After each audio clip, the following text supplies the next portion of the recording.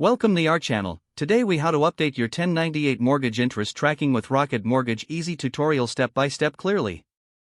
To begin, log in to your Rocket Mortgage account. Once logged in, navigate to the account section. Look for the Tax Documents option in the menu. Click on Tax Documents to view your available forms. Locate the 1098 form specifically for mortgage interest. Select the 1098 form to access the details. Review the information displayed on the form for accuracy. If you notice any discrepancies, click on the Edit button. Make the necessary changes to the mortgage interest details. Ensure that all adjustments reflect the correct amounts. After updating the information, save the changes. You may need to confirm the updates by clicking Submit. Once your updates are submitted, return to the Tax Documents section.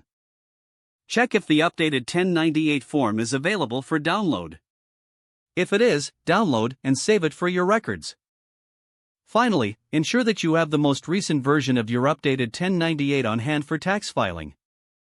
If the page does not load, refresh the browser or try again in a private or incognito window. Make sure you are using the correct email address, then retype it carefully to avoid small typos. If your password is not accepted, use the reset option and create a new strong password you can remember. Check your spam folder for verification or security emails, then complete any requested confirmation steps.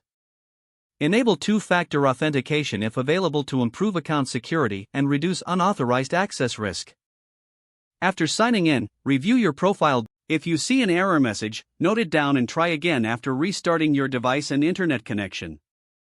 Log out when you finish, especially on shared devices, to keep your account and payment information secure. If the page does not load, refresh the browser or try again in a private or incognito window. Make sure you are using the correct email address, then retype it carefully to avoid small typos. If your password is not accepted, use the reset option and create a new strong password you can remember.